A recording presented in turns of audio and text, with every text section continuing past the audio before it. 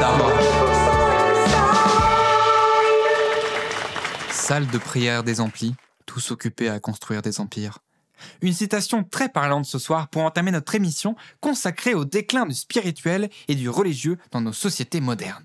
Bonjour et bienvenue à tous dans 2000% Inside, l'émission qui va au fin fond des choses. Ici Patrick Seldarmore pour vous servir. Aujourd'hui, nous nous intéressons à l'affaire qui défraie la chronique à travers le monde entier, à savoir le dernier miracle. Nous avons le privilège d'en parler avec Marguerite, la grande enquêteurice, connue pour avoir découvert l'identité de Jack l'Éventreur, à savoir une petite fille de 10 ans avec de sévères pulsions meurtrières. Bonjour Marguerite. Salut. Oula, petite mine aujourd'hui. Vous n'avez pas aimé la dernière émission ? Moi, je vous réponds et mieux je me porte. Donc poursuivez votre blabla, je vous en prie. Aïe aïe aïe, quelqu'un a besoin de se détendre ici. Donc, vous avez repris du service pour élucider cette affaire. Ça ne vous fait pas peur de revenir à ces histoires sordides après toutes ces années ? Est-il possible que vous ayez perdu votre légendaire ténacité ? Vous savez, être enquêteurice, c'est comme le vélo. Ça ne s'oublie jamais. Surtout quand on sait que l'on est la barrière entre l'ordre et l'anarchie. D'accord. Et donc, qu'est-ce que vous avez pu trouver pour le moment ? J'ai inspecté minutieusement la scène du crime afin de compléter mon plateau du Cluedo. Pour le moment, je n'ai rien trouvé, pas de signe de défraction. Le temple était décrépit et a donc brûlé facilement. Tout laisse à penser que c'était un malencontreux accident. J'ai aussi interrogé les témoins sur place. La prêtresse Jézabel qui s'occupait du temple n'a rien vu le soir de l'incident. C'est une personne déconcertante, on ne va pas se le cacher, mais elle est très respectée dans le village. Vous pensez qu'elle pourrait avoir une implication dans l'affaire ? Bof, je suis pas vraiment emballé pour suivre cette piste. Jézabel ne me semble pas dangereuse et elle a un alibi solide. Des dizaines de gens l'ont vu monter son stand pour le festival au moment où les faits se sont produits. J'hésite même à la rajouter en tant que pion sur mon plateau, tant elle ne me paraît pas suspecte. Y avait-il d'autres témoins ? Non, mais j'ai pu discuter déjà avec une de vos collègues. Elle était particulièrement exaspérante à me bombarder de questions alors que je venais faire mon travail. Vous voyez, j'exècre ces journalistes qui se croient tout permis en entrant par effraction sur les scènes du crime, en assommant les pauvres victimes à coups de questions sordides. Oui, je comprends. Mais du coup, avez-vous trouvé quelques indices concernant la boîte impossible ? Car c'est pour cela que l'affaire a de l'importance, non ? Je précise à nos auditeurs qu'elle se trouve quand même dans les studios pendant que je vous parle. Bah, c'est un cube, quoi. Elle a pas grand intérêt. Marguerite et la culture dans tout ça. Bon, pour vous rafraîchir la mémoire à propos de cette relique, notre ami Yvan a préparé un petit documentaire qui répondra à toutes vos interrogations. Je te passe l'antenne, Yvan. Bonjour, Patrick. Vous m'en direz des nouvelles. Je n'y manquerai pas.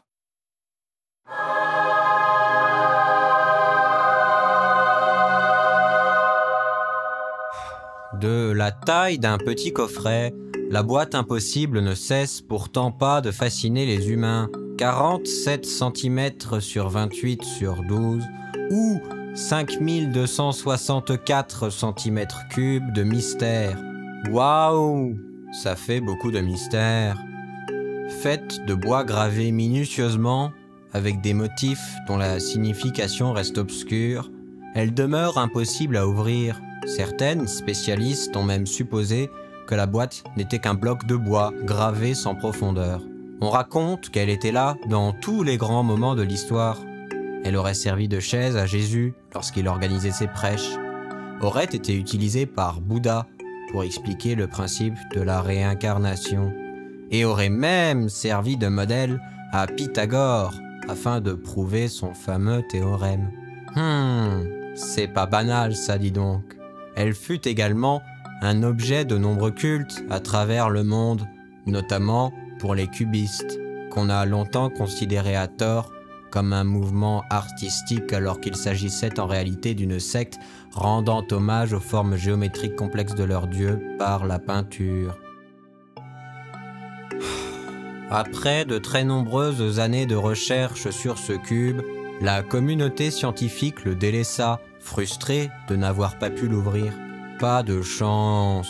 Il fut donc récupéré par l'une des dernières communautés religieuses de la planète, à savoir les néo-monothéistes, une fusion des anciennes croyances du monde, car ils pensaient que ce cube était un signe divin.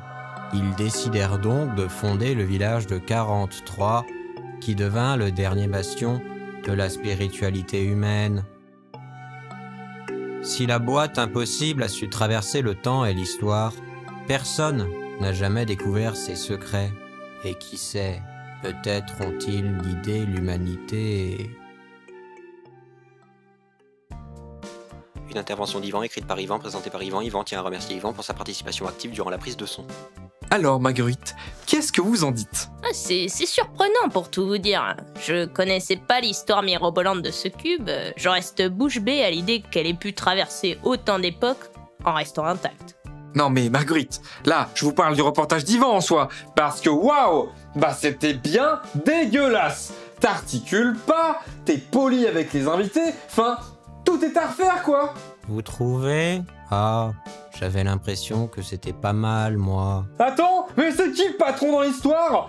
Mais t'as encore beaucoup à apprendre ici, hein. On va te laisser à la technique, je pense, pour le moment, parce que là, c'est naze, quoi. Mais... Et excusez mon interruption, Marguerite, c'est qu'avec les stagiaires, faut être drastique. Je vous comprends, j'ai moi-même un assistant empoté qui me colle au basque. Enfin, c'est captivant ce qu'il a raconté tout de même, votre Yvan.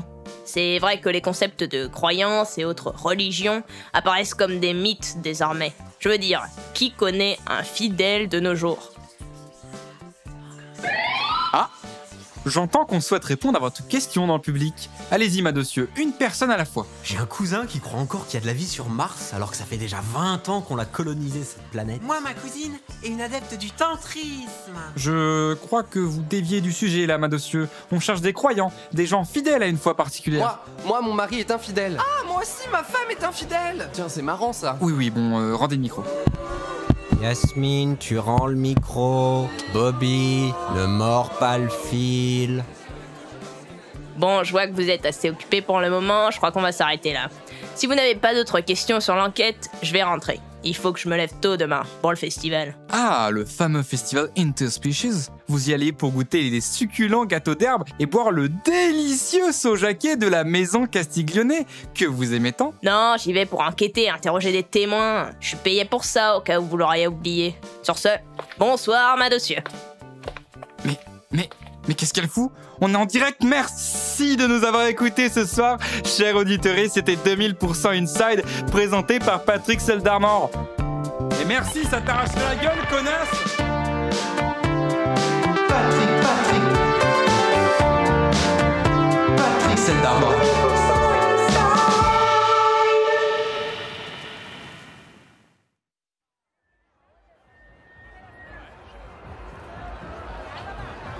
Venez goûter mon cake! Venez goûter mon cake!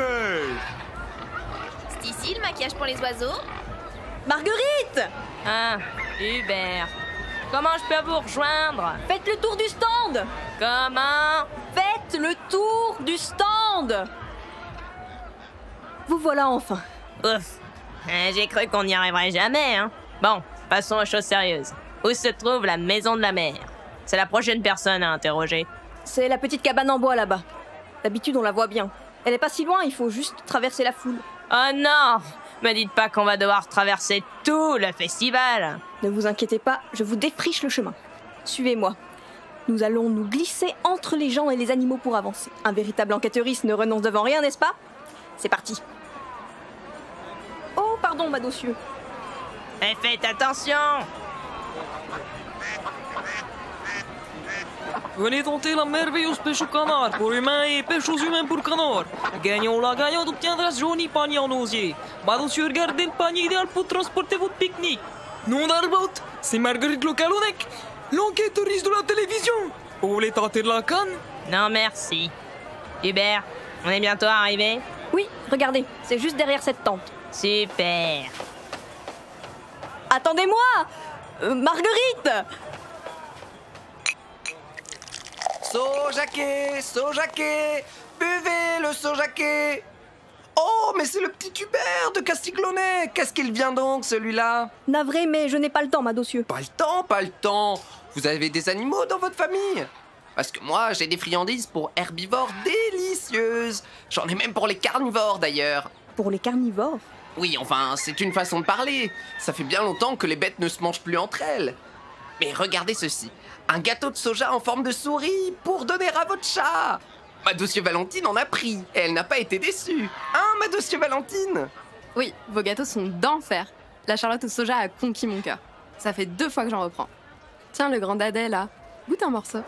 Oh, merci.